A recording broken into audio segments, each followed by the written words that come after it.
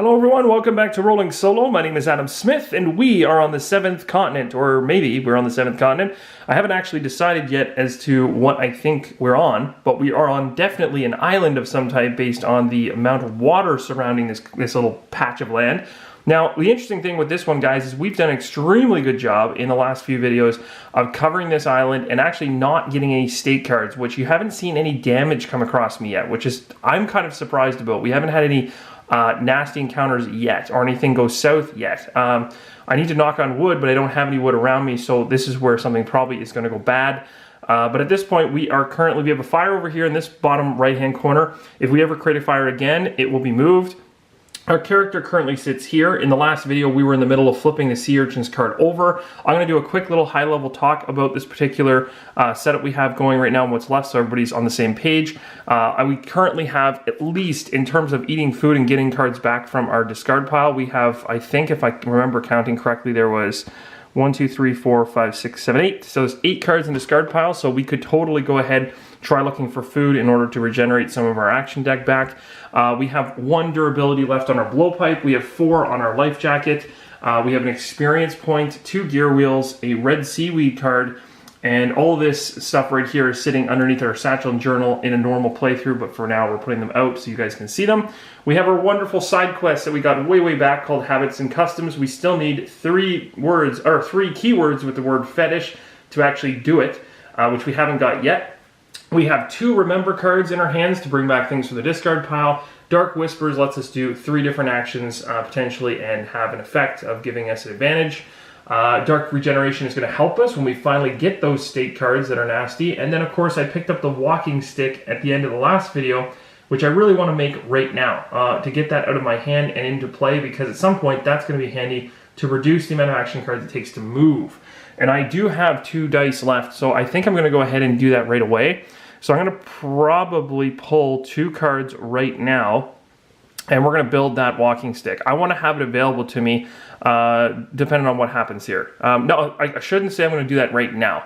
I can't do it right now. I have to resolve this card because at the end of the last video, and I do apologize for how it ended, and very quickly, but essentially we didn't need to do any voting whatsoever because there was only one path to do. So I didn't have a vote going. Do apologize for that, but I mean, we all want to see what happens when we cross off to the west here. So let's actually replace the Sea Urchins card because that's where we were at the end of that last action. So let's finish this off the correct way. So this card would be removed, and the reason that this is being removed, I'll show you guys once I can actually get this off the table, is right up here on the top right. It says that we're supposed to replace it. So we're going to be taking this card, throwing it away, and then we're going to be replacing it with the card that should be there based on the number that sits right here. So we have 0, 1, 5. So we're going to go into our wonderful deck here until we find that particular card, which is right here. There is no other ones, it's just this one. So we'll take a quick read and see what we're doing. The terrain is split in 2 by a small bay. Okay, so this is the card for us right now. Oh, wow. Okay, the waves break and crash loudly against the jagged rocks. Getting to the other side is not going to be an easy task. And we can go ahead and make a balance or jump check, and that doesn't look daunting at all, to try to get across those rocks. And then of course if we pass, we can go ahead and put a 17 into play because we would be heading off to the west. So we obviously would be wanting to go this way. We would, if we succeed. If we don't, we actually turn back and come back to the continent, and it appears that we would be pulling a 101 card. We would be exhausted. So that would be bad. The other thing that's really sucky about this situation is that you'll notice this is a balance and jump check, and I was really hoping eventually to use my life jacket that I picked up to actually help us get an advantage, because as you can see here, if I use a swim action, I would be able to reduce the number of action cards it takes, but I still have not seen that card or that action pop up except for way up here, which to me might have been a death trap, but I'm not 100% sure because I don't know where this leads, and I don't know if you can actually even connect to something going up that route. But that's I'm going to leave for you guys to discover because I actually didn't try it. But essentially, we're over here. We've already kind of flipped this over, so now we have a decision to make. We basically can go ahead and do this check right now or not. And what I'm going to do before we make the check is I'm going to go ahead and I'm going to craft my walking stick. Not that I need the walking stick for this particularly, but it will get one of those cards out of my hand. And I'd like to get the walking stick in play because I think once we get out into the wild, we're going to want it. Now the only other reason that I may not want to do that is because you'll notice if we get to an area with wood, it's super cheap to make this. So maybe I should hold off. Maybe I will hold off. Because if we can get to a place with wood, and this island obviously didn't have any wood resource anywhere, it just had bamboo and rock, we could craft that. So anyway, let's throw that aside. Never mind. We're going to go ahead and do this check. So we got to pull 3 cards looking for 1 success. And as you'll notice, 1 success across 3 cards is I'm fairly confident we're going to pass that. We could pull more if we want, but to me that's just wasting energy. So here we go. Let's hope for the best. Oh, that's not a good sign. But remember, my curses for HP Lovecraft can always be turned to the better. I can always throw away a card, a Serenity keyword card, and be able to get a success from it. But it didn't matter because we got the bow, and the bow has 2 successes, which is ridiculously high, and then this one here has 1.5 stars, so we easily did it. So we succeeded at actually jumping across the pond here and getting over, so we're going to have to be able to pull 17 to find out where we're going. Cool thing now, we have to figure out which card we want to keep. We only have 2 options, the bow or examine the notes. What is examine the notes? How about taking a few moments to study the notes that you and your companions took during the previous expedition to the 7th continent? Ooh, what is that?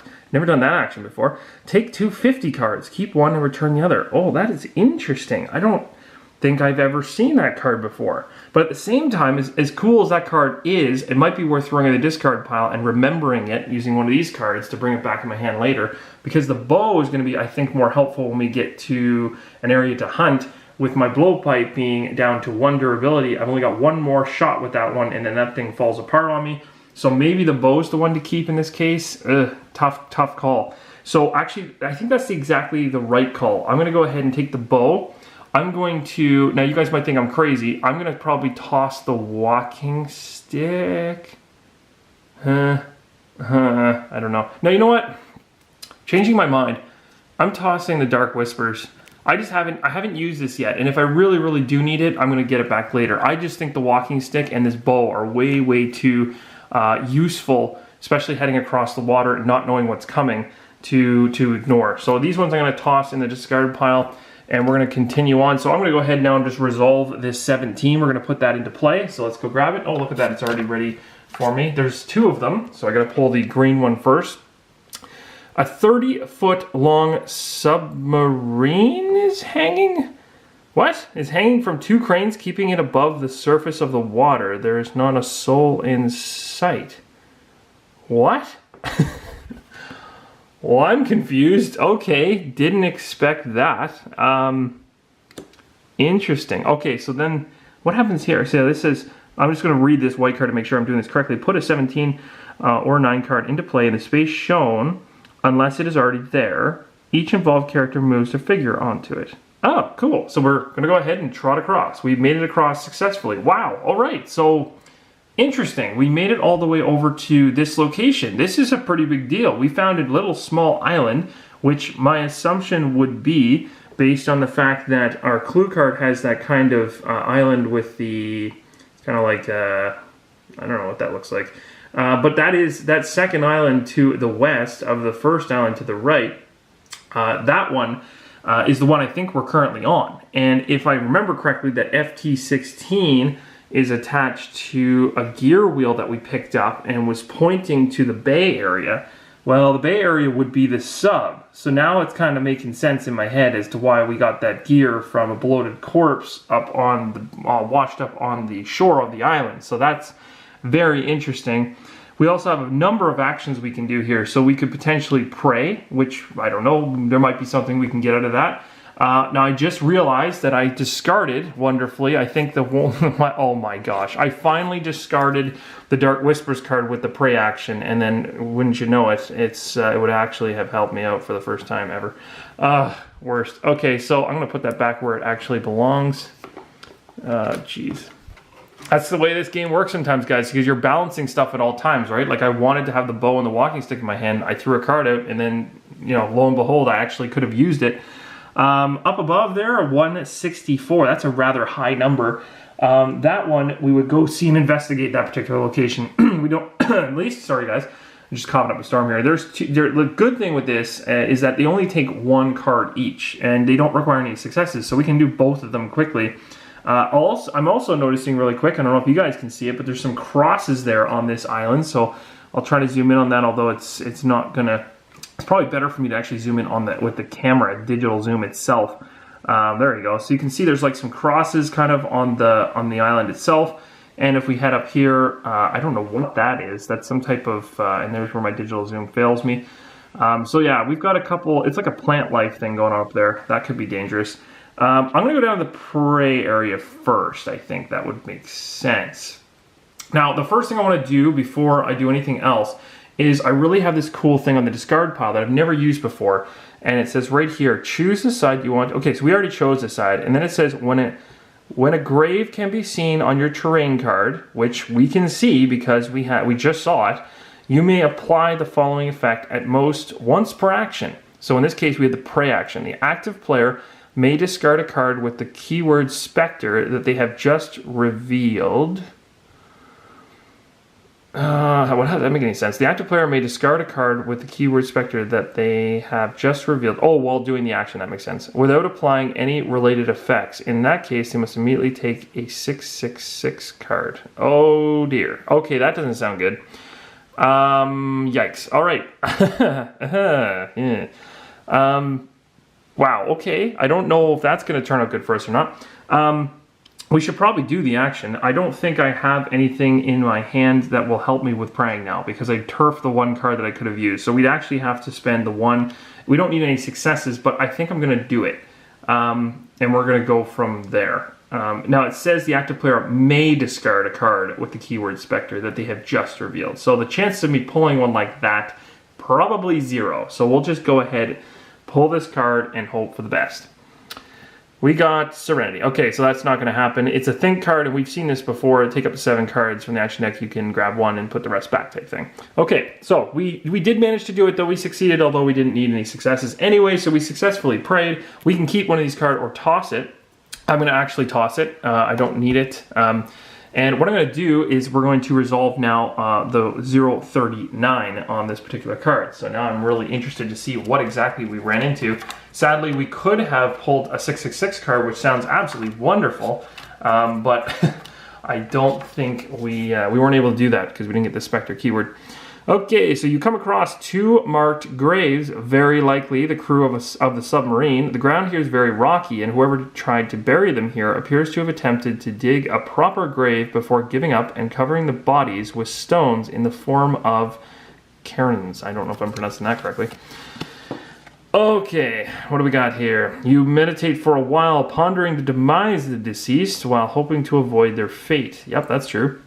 Immediately after this is revealed, take a 6/6/6 card. Oh, so we're taking one of those anyway. And after resolving it, apply the following effect. For each curse in the discard pile, randomly take 2 cards from the discard pile and shuffle them back into the action deck. Ooh, that's good. That's really, really good. So the praying actually helped me out. Now, I still have to pull a 6/6/6 card right now. So let's do that. I'm going to put this card right here. You can see we can only do the pray action once. It's locked and done.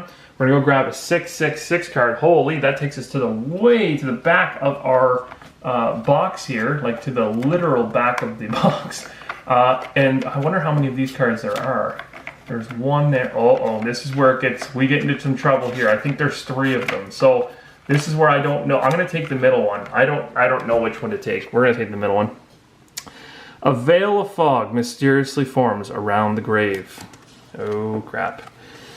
Luckily, the veil quickly vanishes. Your instincts tell you that you have been lucky this time. Oh, cool. So that would have been bad, I guess. Wow. Okay, so I don't know what's going on, guys, but my luck in this game has been incredible because I feel like every single time I do something, I actually manage to somehow avoid something terrible, especially when the cards say things like, it looks like you've been lucky this time. Thanks for that kind of warning there. Okay, so that's amazing. I'm not complaining. That's great. I mean, if I don't get hurt, that's wonderful. And now the other thing we have to resolve after we did the 6/6/6 card, which ended up being nothing, or some type of spirit came out and then just dissipated into nothingness. It says for each curse card in the discard pile, and I know I have at least 2, randomly take 2 cards from the discard pile and shuffle them back into the action deck. Wow. Okay, that's super powerful. So that's amazing. That prayer definitely worked really well. So we've got 1 curse card and 2 curse cards. So now my understanding is the curse cards would stay in the deck as I randomly pull them back in. You don't get to, like, when I'm putting these, so I get to put 4 cards total because I have 2 curses and I'm pulling 2 out, putting them back in my action deck, but I don't get to just go, oh yeah, I'm going to take the curses out and not have them come back. I don't think so anyway. It says, take 2 cards from the discard randomly. So it's like, you know, everything's in there. It doesn't say remove the curse cards and stuff like that and just pull back skill cards only. So here we go. We'll split it up anyway and do it kind of nice so that we don't actually know what's here. So I'll put this one back. Let's put the top one here, and let's go a little further and take this one here. So these 4, because I don't know what they are anyway, I will end up shuffling this deck. I'm not going to do it in this particular video because we're near the end of this one anyway. We're not really near the end. We still got a good 8 minutes or so before I probably end this.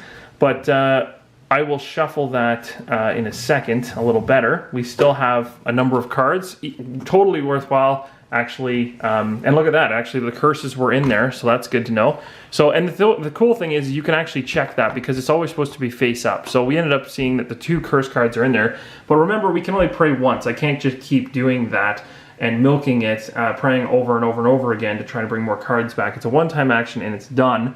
But one thing I just noticed really quickly, guys, is there's a wood resource and a stone resource here. That's awesome. So I don't know if you guys remember this or not, but we have the walking stick, and the walking stick can be crafted by having a wood resource in the area. So if I go ahead right now with my action and try to do this, it reduces the number of action cards I need to pull in order to create it by 2, which is exactly how many I need to pull in terms of the requirements. So as of right now, I automatically craft a walking stick because I'm assuming what I did was pull maybe one of these wooden crosses out of the ground and use it. That's really messed up.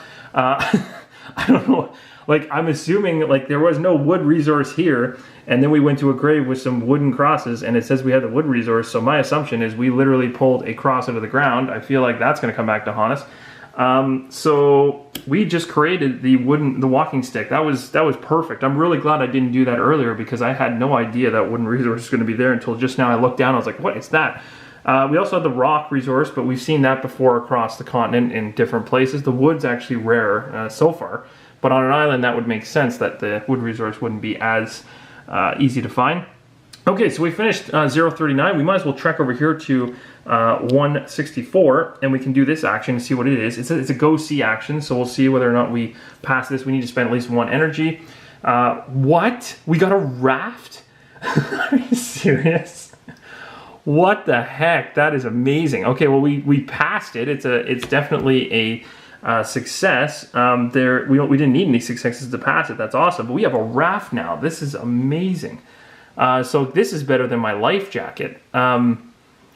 This is ridiculous. But the cool thing is that I can keep this. I've only got 1, 2, 3, 4 cards and blue cards in hand. So this is absolutely going into my hand because I mean I could see us using that. We are surrounded by water right now. So the ability to be able to trek around the island with that thing, that's going to be cool. Okay, so that was exciting. Let's go to 164 and see what is here. I'm just going to quickly jump down to 164. There's one of them. 63, 64, 65. All right, let's pull 64 and see what's here. You gaze upon the wild, endless ocean. The surf is rough and choppy, and the salty spray from the waves is enough to tell you that the water is freezing. Okay, good to know. Swimming away will certainly not be easy. Oh, guys, are you serious? We pulled a raft right before we needed to make a water check, like a swimming check. Like, what the heck are the chances of that? That is ridiculous. Geez, that is incredible. It's so good for us. Okay, so anyway, I'm losing my mind here. Try to regain my composure. On the other hand, if you stay here for more than a few days, you will likely die. Yeah, I could see that happening on an island. That's not fun. So essentially, we go ahead and we can make... Now, I want to talk about the staircase action again. This is not going to come into play. I've mentioned this before, but just so that there's no confusion, it even mentions it on the resource card. It says, this action may not be taken unless all characters are involved. The staircase action means nothing when you're playing solo, at least with one character. If I happen to be controlling multiple characters, it definitely would... matter, but because I'm just playing with HP Lovecraft, these staircases can be completely ignored. But as you can see, the swim action that we need to take is going to cost us 7 cards, which is an insane amount of cards. And then we're going to need 11 successes, which is a ridiculous amount of successes. And as you can see, if we don't get to the continent, if we get to the continent, something cool happens. I'm assuming we make it there and all that good stuff. There's all kinds of cool things that can happen. If we don't make it, it says, despite all your efforts, a strong current's going to basically sweep you back to the island, or islet. And each character is going to take some cards, which I'm assuming aren't pleasant, and then return all the cards on the board, and in the past, put it... Wow, so basically what's going to happen is essentially... What? That's insane. So what it's going to basically do is it's going to throw you back on the island, and then you're gonna lose... I think it says you're going to lose everything. Return all the cards on the board, which would be everything here. Would be tossed back, and in the past, the whole past card would go back. So essentially, you'd be dropping yourself onto, it says 009. This is 009 underneath. You'd land here, and this is the only card that would be left. You'd have to re-explore everything. So it's basically like it's chucking you back on the island to try to survive. My assumption would be is that it's trying to, I don't know what that's just a terrible ending. You'd have to continue to search and stuff like that. But we really luckily not only have the life jacket in our back pocket, but we also have a crazy raft card, which is going to really help us. So what we're going to do is, because this is such a magnificent journey, and I'm not going to be able to probably get this all jammed in this video, I think this is the perfect time to stop on this massive cliffhanger as we try to get our raft ready and life jacket ready to go across the sea. So I'm going to put this in the right spot where it should be. So this is going to go right here, and this is an action that we can take. Now the thing is, we don't have to do this, because not only do, we found the raft, and that's, I mean, remember, 7 cards is a lot of cards to pull. And then on top of that, 11 successes is an insane amount. So my guess would be that we could do this for fun, but you can see the negative of it is insanely tough. So we have a raft. It sounds like a good idea, but remember, we're also in a space with a submarine that we haven't even looked at yet. So this is where I'd sit there and say, okay, we know that that's there, but how about we take a quick little look at the submarine before we get a little too excited and jump on our raft and go across an ocean that could eventually destroy us. Although we have lots of, gear to be able to maintain that. I just don't know if it's the best option when there's a sub literally sitting like hundreds of yards away. So I'm thinking that at the start of the next video, and I'm going to let you guys vote on this because I want to know what you guys think we should do. I mean, we can go the crazy route, or we can go the more saner route. Crazy route is, let's throw our raft down and let's get out there and head this direction and forget the submarine. The other option is going to be the more sane and knowledgeable route, which is, let's follow our clue card, which said that we had a gear card, which is likely going to involve getting this submarine into the water, would be my guess. And if it works, if the sub actually can go somewhere, we could use it. But let's go with those two as our voting options. It's going to be, do we go for the sub and attempt to see what's there, potentially fix it, potentially see if it even can move, or whether we can even use it? Or do we just say, the heck with the sub, jump in our raft and go crazy? I'm going to assume everyone's going to say, let's be sane and actually head to the sub first. But who knows? Anyway, regardless, super exciting craziness. You can see the continent is getting bigger every single game we play. Hope you guys are enjoying it. I will see you in the next episode. Thanks again for watching. Keep on rolling solo.